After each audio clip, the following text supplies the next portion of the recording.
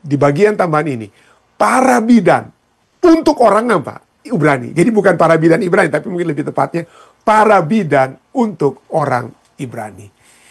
Nah, kalau kita lihat ini tertulis dalam kitab apa? Keluaran. Ya. Kitab Keluaran. Sesungguhnya nama kitab Keluaran itu kalau dalam bahasa aslinya atau dalam Alkitab Ibrani tidak ada kata keluaran. Ya. Itu artinya titel ataupun nama daripada kitab ini apa? Nama aslinya itu bukan Keluaran, tetapi nama aslinya adalah Shemot. Ya, Shemot yang berarti nama-nama. Ya. Nah, mengapa ini disebut sebagai nama-nama? Karena kitab-kitab dalam Alkitab itu, dalam Alkitab Ibrani atau Masoretic Text, ya, dalam kitab tulisan Ibrani itu, Perjanjian Lama itu diberi nama berdasarkan kata pertama atau frasa awal dalam teks pertama di dalam kitab tersebut. Jadi misalnya, kitab Keluaran itu dimulai dengan inilah nama-nama anak Israel yang datang ke Mesir. Ya. Keluaran 1 ayat 1. Jadi kata pertama ya, kata pertama yang atau yang dalam teks yang memiliki signifikansi adalah apa? Nama-nama. Bukan inilah ya, tapi nama-nama. Ya, tidak heran nama kitab Kejadian dalam kitab Ibrani itu bukan Kejadian, tetapi Bereshit ya, in beginning ya, Bereshit, in the beginning, pada mulanya. Karena pada mulanya Kejadian 1 ayat 1, pada mulanya Allah menciptakan langit dan apa? Langit dan bumi. Kalau kita lihat juga kitab Imamat dalam Imamat 1 ayat 1 adalah Wayikra. Tidak heran, arti daripada Wayikra itu adalah panggil atau memanggil. Ya. Tidak heran kitab Imamat dalam judul kitab Imamat itu bukan Imamat dalam Alkitab Ibrani, tapi memanggil. Ya. Wayikra. Bagaimana dengan kitab Bilangan? Kitab Bilangan adalah Wadaver. Ya, Wadaver artinya berfirman. Ya, dan kitab Deuteronomi atau Ulangan bukannya apa? Bukannya Ulangan, tapi Devarim atau perkataan. Ya, perkataan. Nah, inilah. Nah, sekali lagi, dalam Alkitab Ibrani namanya aslinya adalah nama-nama. Ya. Nama aslinya adalah nama-nama. Nah, kenapa itu menjadi Keluaran? Ya.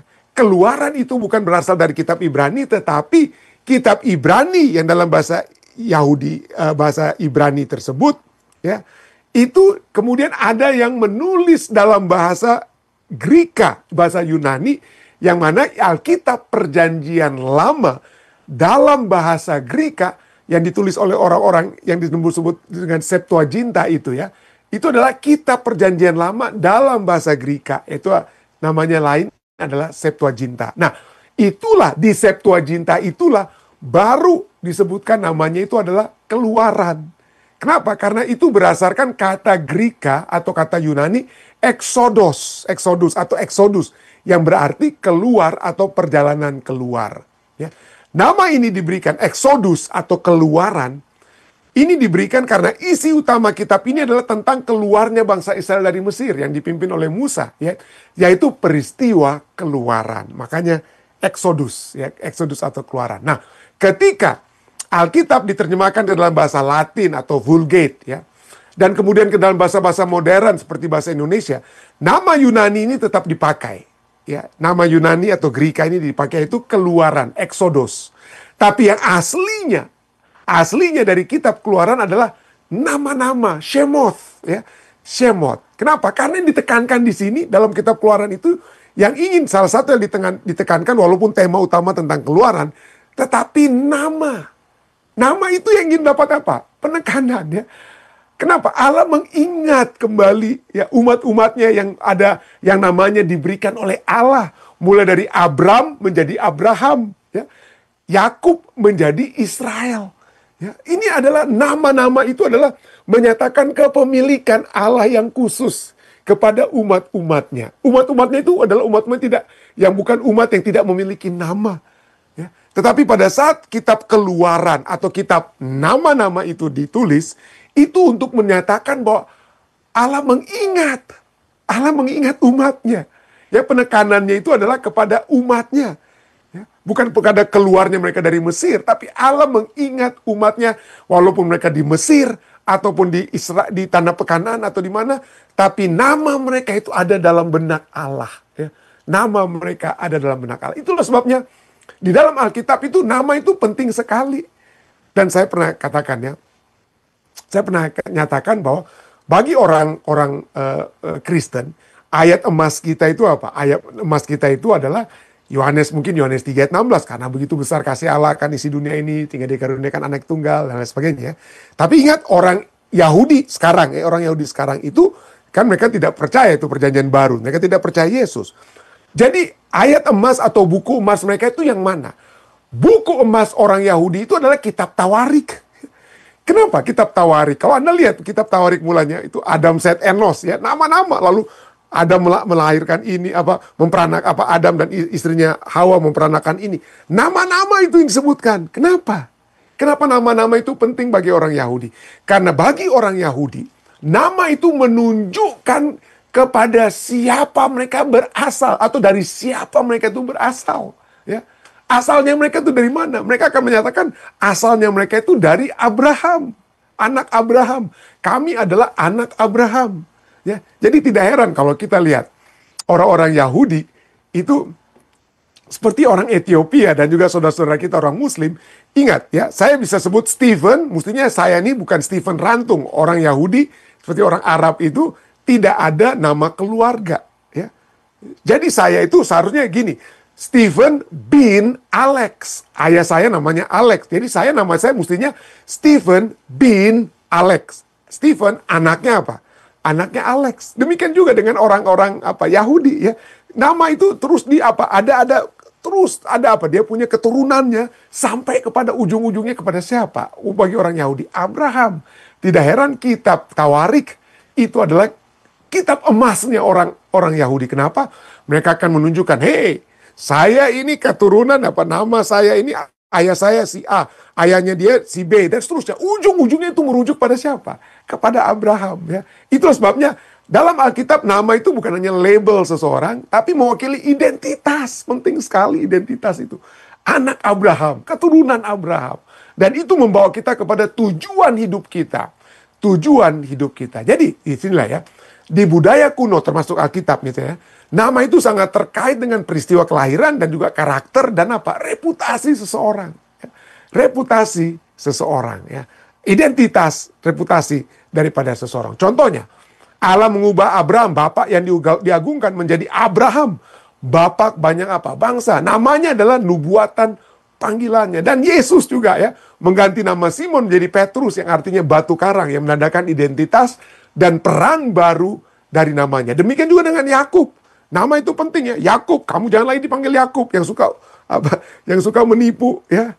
Ya, dari kata heal, dia coba pada saat dia mau keluar, kita pernah pelajari ya, Yakub waktu dia dilahirkan, dia tarik tumit kakaknya Esau ya, sampai itulah sebabnya Yakub disebut dari kata ekef yang artinya tumit, karena dia tarik tumit kakaknya untuk kakaknya mau dilahirkan. Jadi itulah peristiwa kelahiran dan juga identitas daripada Yakub tersebut, sehingga dia diganti dari Yakub menjadi menjadi Israel. Jadi ya itulah. Jadi nama ini penting ya, pentingnya nama ini ya. Nama melambangkan reputasi yang abadi. Reputasi kita ada dalam nama baik kita ya. Misalnya Amsal 22 ayat 1. Nama baik lebih berharga daripada kekayaan besar. Nama yang baik dikasih orang lebih baik daripada perak dan emas. Ya.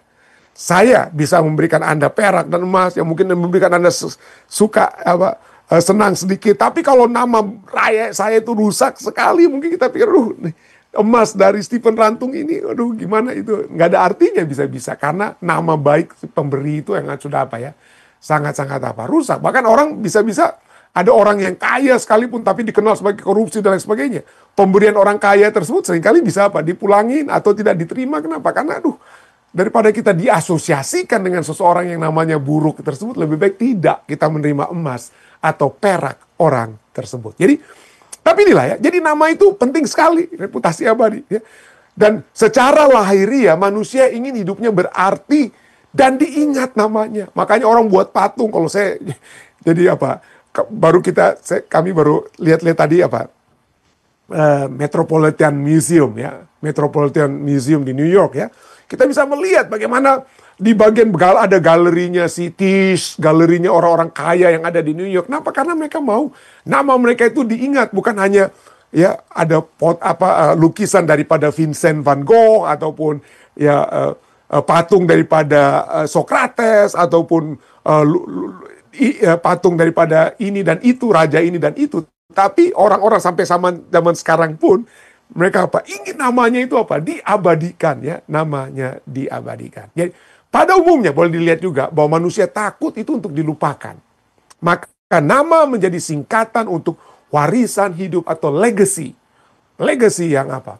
Yang diberikan. Ya, manusia ingin namanya itu diabadikan. Ya. Tidak heran ini adalah satu peristiwa yang sudah sejak semula terjadi. Ya.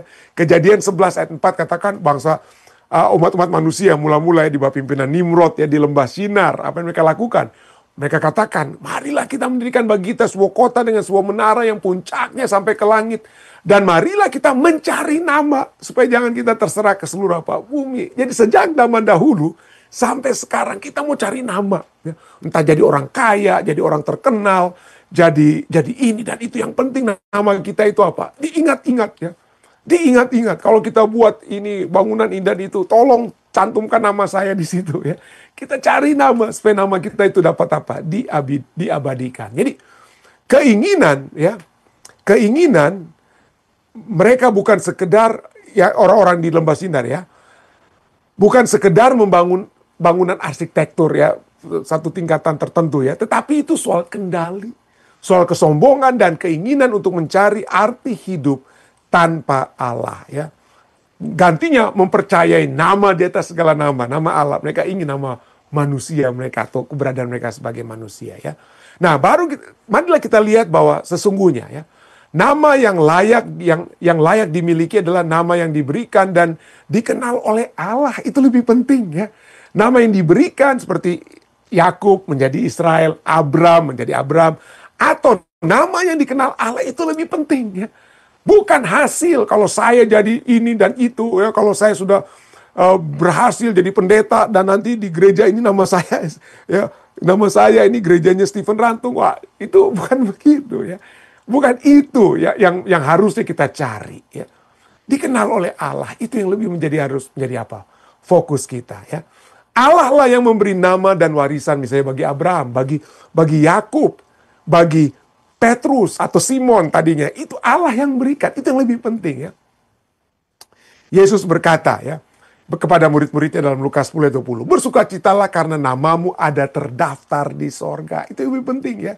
Nama yang terbesar itu apa? Ketika kita dikenal oleh Allah dan ditulis nama kita oleh Allah dalam buku kehidupan ya, dalam buku kehidupan. Nah, inilah pentingnya nama. Dan dari sinilah mari kita kembali kepada pelajaran kita ya. Nama-nama itu adalah merupakan apa? Judul utama kitab apa? Kitab Keluaran. Judul asli kitab Keluaran itu adalah nama-nama, Shemot, kan kita sudah pelajari. Tapi yang cukup menarik ya, walaupun nama-nama adalah bagian utama dari kitab Keluaran, judul kitab Keluaran yang asli sendiri adalah Shemot atau nama-nama, namun tidak ada satupun nama Firaun atau Raja Mesir yang disebutkan. Seperti mestinya kalau ada itu di zamannya Musa itu ya, di zamannya bangsa Israel keluar dari Mesir itu harus adanya apa? Amenhotep pertama atau Tutmose, Hatshepsut atau Tutmose ketiga, tapi tidak ada satupun yang disebutkan ya. Namun herannya, dua bidan yang bukan orang Ibrani, kemungkinan orang Mesir atau orang Kanaan, justru disebutkan. Nama mereka apa? Sifra dan apa? Pua. Ya. Sifra dan Pua. Keluaran 1 ayat 15. Nah, apa pelajaran ini bagi kita? Pelajaran bagi kita di sini adalah apa ya? Pertama, Allah memuliakan nama mereka yang taat. Bukan mereka yang berkuasa. Bukan mereka yang berkuasa. Bukan karena saya punya posisi penting. Saya jadi ketua conference, saya jadi ketua uni, ketua divisi. Waduh, itulah nama saya itu akan dekat dengan surga. Bukan ya. Allah memuliakan nama mereka yang taat. Yang menurut kehendak Allah. Bukan mereka yang berkuasa. Firaun yang dianggap Allah oleh rakyatnya. Atau yang menganggap dirinya sendiri Allah. Tidak disebutkan namanya. Karena apa? Karena Tuhan tidak memberi tempat kekal dalam sejarah ilahi kepada orang-orang yang tidak taat. Walaupun betapapun hebat kuasa duniawinya. Sebaliknya, dua perempuan sederhana yang takut akan Allah, ya, Sifra dan Pua, Diabadikan namanya dalam kitab suci karena mereka taat, lebih taat kepada Allah daripada kepada manusia. Keluaran 1:17 katakan, tetapi bidan-bidan itu takut akan Allah dan tidak melakukan seperti yang dikatakan Raja Mesir. Di sinilah kita lihat ada apa ya? Ada ketidaktaatan sipil yang kudus. Boleh kita tidak menuruti perintah pemerintah kita, boleh. Kalau pemerintah kita mengajak kepada kita untuk melawan perintah Allah, jangan turut pemerintah. Jangan turut pemerintah. Banyak umat-umat Kristen ya yang menderita pada saat Soviet misalnya ya. Soviet komunisme Soviet ya menguasai Rusia dan lain sebagainya ya, waktu itu ya. Banyak yang tidak taat kepada kehendak pemerintahan di Soviet Union ya. Atau di China saat ini ya dilarang untuk berbakti atau apa ya kalau tidak di tempat-tempat yang ditentukan ya. Jangan menurut pemerintah. Kalau yang dilakukan oleh pemerintah itu apa? Melawan kehendak Allah. Kita harus lebih taat kepada apa? Harus lebih taat kepada Allah daripada kepada manusia. Kisah Para Rasul 5:29, tolong baca. Kisah Para Rasul 5:29 katakan apa? Kita harus lebih taat kepada Allah daripada kepada manusia. Ya, bukan hanya kepada pemerintah. Ya. Mungkin kepada suami, istri, anak-anak yang mengajak mungkin Anda sebagai orang yang ingin menuruti kehendak Tuhan secara sepenuhnya. Tapi mungkin suami, istri, atau anak-anak Anda katakan, kalau sampai Anda, kamu, ya menurut ini yang sesuai dengan keyakinanmu yang baru ini, maka kamu tidak akan lagi dianggap sebagai ayah. Kamu tidak akan lagi dianggap sebagai anak dan lain sebagainya. Firman Tuhan katakan apa? Lebih baik kita taat kepada Allah daripada taat kepada manusia. Itu poin pertama, oke? Jadi Allah memuliakan nama mereka yang taat, bukan mereka yang berkuasa. Yang kedua, penghargaan ilahi itu tidak berdasarkan status sosial. Ya. Penghargaan ilahi tidak berdasarkan status sosial. Di mata manusia, Firaun itu raja. Di mata manusia, si Sifra dan Pua itu biasa saja.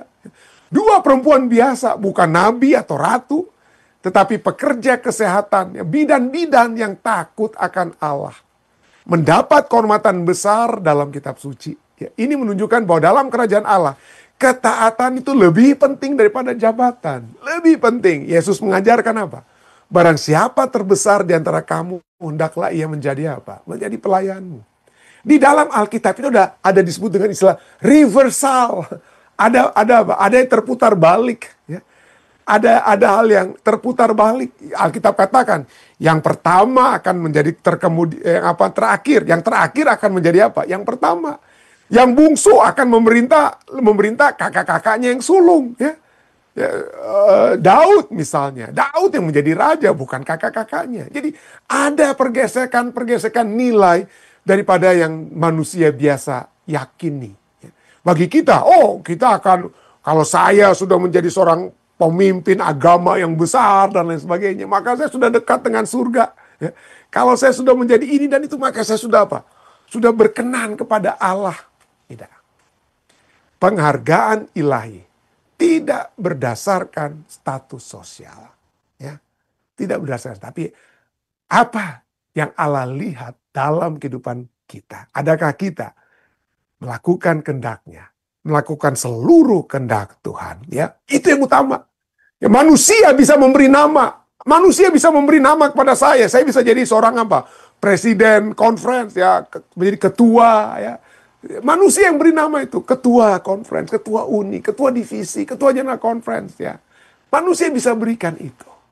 Tapi itu tidak ada artinya kalau itu tidak dipandang oleh Allah. Yang saya dan kita semua harus lihat adalah nama yang dipandang, nama yang diberikan ya, oleh Allah kepada kita.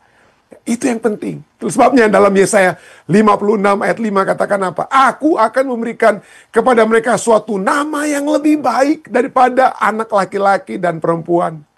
Suatu nama abadi yang tidak akan lenyap. Nama yang Tuhan berikan kepada saudara dan saya itu yang lebih baik.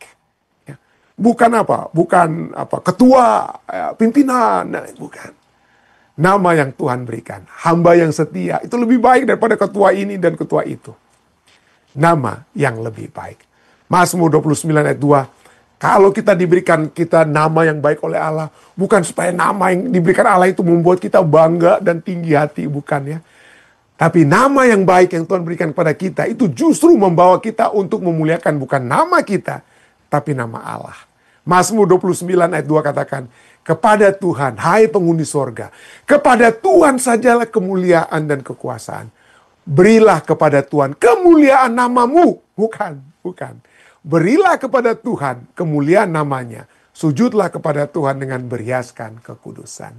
Saya berdoa, kiranya kita bukan, dalam kehidupan kita dalam dunia ini bukan untuk cari-cari nama, saudara. Kalau kita cari-cari nama, maka kita menjadi seperti orang-orang di Lemah Sinar. Yang apa yang terjadi? Yang gantinya mendapatkan nama, Tuhan mengusir mereka atau menjauhkan mereka dari tempat di mana mereka dapat mencari nama bagi diri mereka sendiri. Biarlah kita mendapatkan nama yang Tuhan berikan kepada kita. Nama yang Dia tulis dengan tangannya di buku kehidupan. Nama yang membawa saudara dan saya untuk memuliakan hanya nama Tuhan. Kiranya ini menjadi satu perenungan bagi kita semua ya. Saya bawa ini dalam nama Yesus. Amin.